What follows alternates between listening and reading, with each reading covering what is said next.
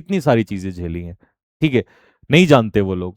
और वो चाहते थे कि देश में हर व्यक्ति को समानता, मतलब इक्वेलिटी, सबको इक्वेलिटी मिले, आजादी मिले और सभी को जस्टिस मिले।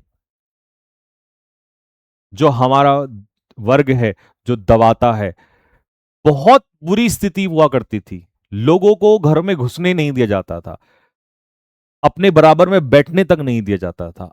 ऐसी तो आज भी बहुत जगह पर है। सोचिए कि अगर मेरा दोस्त किसी दूसरी जाति से आता है, क्या मैं सिर्फ उस दोस्त से इसलिए बात नहीं करूंगा कि वो दूसरी जाति का है?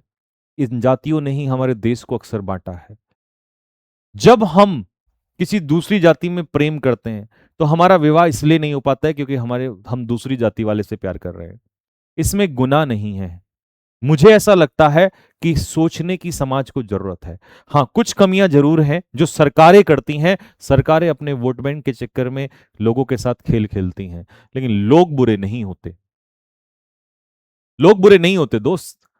तो इसीलिए कभी भी किसी जाति की वजह से किसी के साथ भेदभाव नहीं करना चाहिए, मेरा अपना पर्सनल ऐसा मानना है। क्योंकि जातियां में इंसान ने जन्म नहीं लिया, जन्म लेना उसके हाथ में नहीं था। अगर मैं किसी जाति में आज पैदा हो गया तो वहां मेरी समस्या नहीं है।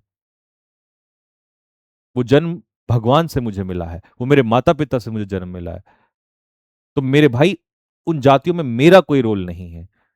तो मैं जाति के आधार पे मुझे जज ना किया जाए।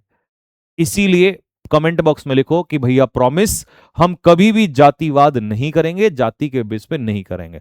हाँ, अपने आप जैसे नाम के पीछे लिखते हो तो वो लिख दो, वो एक अलग बात है, क्योंकि रिकॉग्निशन है, वो पहचान हमारे यहां बनाया गया है। लेकिन घमंड करना अलग बात है, गलत बात है, या किसी को नीचे दिखाना गलत बात है, ठीक है? क्योंकि आप में और फिर अनपढ़ लोगों में कोई फर्क नहीं रह जाएगा। ये मेरी अपने स्टूडेंट से एक अपील है कि भाई, सब इक्वल है, सब बराबर है। कभी ऐसा नहीं होता। हमने भी डिफेंस की तैयारी करी है।